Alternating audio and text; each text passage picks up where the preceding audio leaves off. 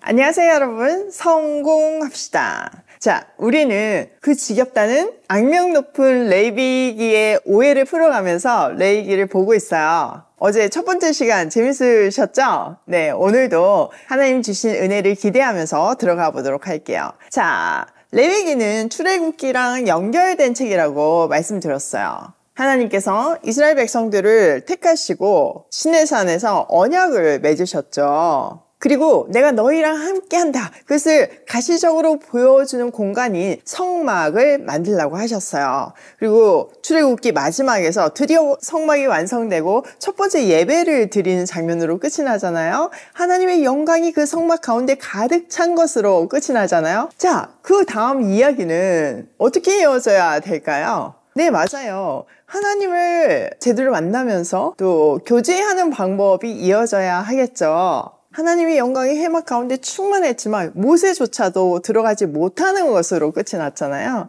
그래서 레위기는 시작하자마자 모세를 부르는 것으로 시작이 되어요. 왜 부르셨을까요? 네, 맞아요. 하나님께서 하나님과 어떻게 교제하는지, 어떻게 만나는지 그 방법을 알려주시려고 하는 거예요.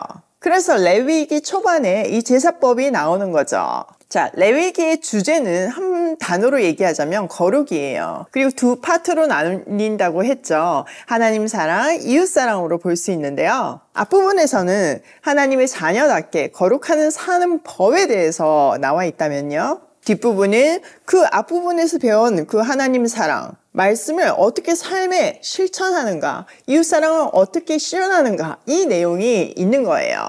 그 이웃사랑을 제대로 실천하기 위해서는 이 하나님 사랑, 하나님에 대해서 제대로 알아야 되고 하나님께 어떻게 나아가는지, 하나님과 만나는 그 예배를 제대로 드려야 하나님 사랑을 시작할 수 있는데 그 방법들이 이 5가지 제사로 요약이 되어 있고 우리는 그 제사법을 통해서 그 안에 있는 의미들을 또 그 마음가짐을 배워야 하는 거예요. 자, 1장부터 7장까지 5가지 제사가 나오는데 번제, 소제, 화목제, 속죄제, 속건제예요.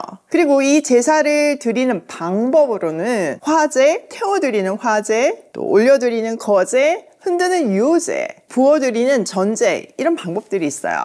우리는 지금 번제를 태워드리는 방법으로 하는 이유와 방법에 대해서 보고 있는데요. 어제는 이제 숫송아지 드리는 방법을 알려드렸고 오늘은 작은 짐승들과 비둘기에 관한 이야기 한번 살펴볼게요. 자, 10절. 바치는 제물이 가축대 곧 양이나 염소 가운데서 골라서 번제로 바치는 것이면 흠 없는 수컷을 골라 제물로 바쳐야 한다. 제물을 가져온 사람은 그 제물을 주 앞 곧 제단 북쪽에서 잡아야 하고 아론의 혈통을 이어받은 제사장들은 제단 둘레에 그 피를 뿌려야 한다. 제물을 가져온 사람이 고기를 점이고 그 머리와 기름기를 베어 놓으면 제사장들 가운데서 한 사람이 그것들을 제단에서 불타는 장작 위에 버려 놓아야 한다. 제물을 가져온 사람이 내장과 다리를 물에 씻어주면 제사장은 그것을 받아다가 모두 제단 위에서 불살라야 한다. 이것이 번제인데 이는 제물을 불에 태워서 그 향기로 나 주를 기쁘게 하는 살라 바치는 제사이다.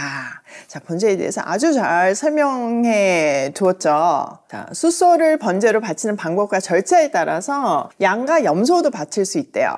사실 이스라엘에서 가장 많이 드렸던 보편적인 제물은 양이었어요. 그 이유는 뭐 금전적인 이유도 있었겠지만 소보단 싸잖아요. 또 중요한 이유는 가장 많이 길렀던 가축이기 때문이에요. 집에 늘 키우는 거니까 쉽게 드릴 수 있는 거죠. 자, 번제로 드릴 제물은 수컷이어야 하고요. 이 양과 염소는 제단의 북쪽에서 잡았어요. 자, 이 양과 염소, 제물은 누가 잡는다고요? 네, 가져온 제물의 주인이 잡았어요. 이 잡기 전에 아주 중요한 것을 했는데요. 혹시 뭐였는지 기억나세요? 네, 맞아요. 죄를 전가하는 안수를 하는 것이었어요.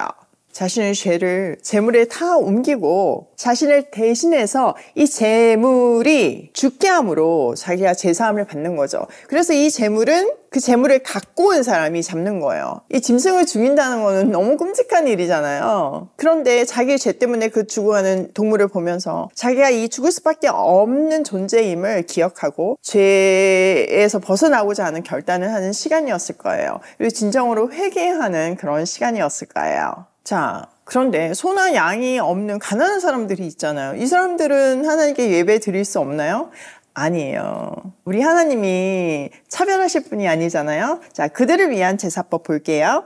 나 주에게 바치는 제물이 날짐승을 번제물로 바치는 것이면 그는 산 비둘기나 집 비둘기 새끼 가운데서 골라 제물로 바쳐야 한다. 제사장은 그 날짐승을 받아서 제단으로 가져가고 그 목을 비틀어서 머리를 자르고 그 머리는 제단에 불사르고 피는 제단 곁으로 흘려야 한다. 제물을 가져온 사람은 제물의 멱통과 그 안에 있는 오물을 떼어내서 제단 동쪽에 있는 잿더미에 버려야 한다. 그가 두 날개를 잡고 그 새의 몸을 찢어서 두 동강이 나지 않을 정도로 벌려 놓으면 제사장은 그것을 가져다가 제단에서 불타는 장작 위에 얹어서 불살라야 한다. 이것이 번제인데 이는 제물을 불에 태워서 그 향기로 나 주를 기쁘게 하는 살라 바치는 제사이다. 자, 가난한 사람들은 흔히 구할 수 있는 산 비둘기나 집 비둘기를 제물로 드릴 수 있었어요. 그러니까 제물 때문에 하나님 앞에 못 나오는 거는 있을 수가 없는 일이죠. 자, 숫소를 잡을 때나 또 양과 소를 잡을 때나 이 비둘기를 잡을 때나 그 마지막이 동일하게 끝나요. 이는 제물을 불에 태워서 그 향기로 나 주를 기쁘게 하는 살라 바치는 제사이다. 똑같다는 거죠. 제물의 크기에 따라서 제사의 어떤 그 은혜와 감동이 달라지는 것이 아니라 제물의 크기가 작아서 절차는 조금 간소화될 수 있지만 드리는 마음은 동일하게 준비되어야 하고 하나님은 그 마음을 기쁘게 받으신다는 것을 이 반복되는 구절을 통해서 알려주고 계세요.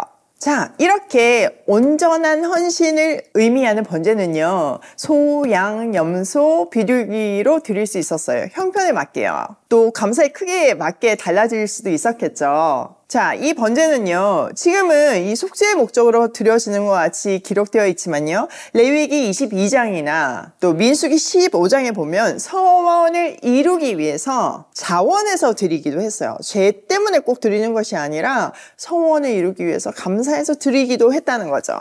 대표적인 것이 아브라함이 하나님의 명령에 따라 이삭을 번제로 드리려고 하잖아요. 그런 케이스나 또 솔로몬이 왕이 되어서 1천 번제를 드리잖아요. 진짜 감사의 표현이었잖아요. 그런 것들이 대표적인 예이죠. 또 레위기 12장 이 중반 부분에 보면요, 아이를 출산한 여인이나 병이 나았을 때도 감사의 의미로 이제 나은 몸으로 온전한 헌신을 한다, 이런 의미로 번제를 드리기도 했어요. 사실 구약에서 예수님 희생을 가장 잘 상징하는 것도 이 번제예요. 그리스도의 십자가의 죽음은 단번에 영원한 제물이 되어서 하나님 안에 있는 모든 사람들의 죄를 사하여 주시고 하나님과의 관계를 회복시켰잖아요. 그렇기 때문에 그 그리스도의 죽음을 잘 설명해주고 예표하고 있어요. 자, 이제 번제를 마무리하면서 다시 한번 정리해 볼까요? 첫 번째, 의미가 뭐라고요? 온전한 헌신, 감사. 목적은요, 속죄를 위해서나 자원해서 드릴 수 있었어요. 어떤 제물을 바칠 수 있었나요? 소, 양, 염소, 비둘기를 바칠 수 있었어요. 정리되셨죠? 자, 이런 제사들은요, 지금 현재 우리가 드리는 예배라고 말할 수 있어요. 예배는 뭔가요? 가장 중요한 목적은 하나님을 만나는 거죠. 그러니까 이 제사법을 통해서 우리가 어떤 마음으로 예배에 임해야 하는지를 알려주고 있는데, 번제를 통해서 가르쳐주는 내용들을 다시 한번 정리해보면, 첫 번째, 하나님께 드리는 제물은 기쁨으로 자발적으로 드려야 한다는 것을 알려주고 있어요. 두 번째, 하나님께 드리는 거는 최고의 것으로 드려야 된다는 거죠. 남는 시간에 이렇게 드리는 것이 아니라 나의 제일 귀한 시간을 하나님께 드려야 되는 것이고, 나한테 제일 좋은 것들을 하나님께 드려야 하는 거예요. 그러니까 우리 일상에서 그 가장 좋은 것을 하나님께 드리는 그런 정말 영적인 습관, 신앙의 습관은 너무나 필요하고, 그게 어릴 때부터 잘 훈련되어 있어야지만 정말 행복한 삶을 어릴 때부터 살 수 있어요. 우리 삶의 최고의 것을 하나님께 떼어드리는 그런 귀한 신앙 고백이 우리 삶 속에 늘 있었으면 좋겠어요. 세 번째, 말씀대로 드려야 된다. 하나님은 분명한 디렉션을 주셨어요. 어떤 종교도요, 예배하는 방식을 이렇게 디테일하게 주시는 경우가 없어요. 근데 분명한 디렉션을 주셨잖아요. 그렇기 때문에 우리는 말씀대로, 그 말씀의 원리 안에 있는 그 정신대로 예배를 드리고 그 모든 인생을 살아가야 해요. 네 번째, 마음과 정성을 다해 예배해야 한다. 자, 온전한 헌신을 상징하는 번제가 맨 앞에 소개되잖아요. 그거는 마음과 정성을 온전히 다 드리는 것이 너무나 중요하다는 것을 알려주고 있는 거죠.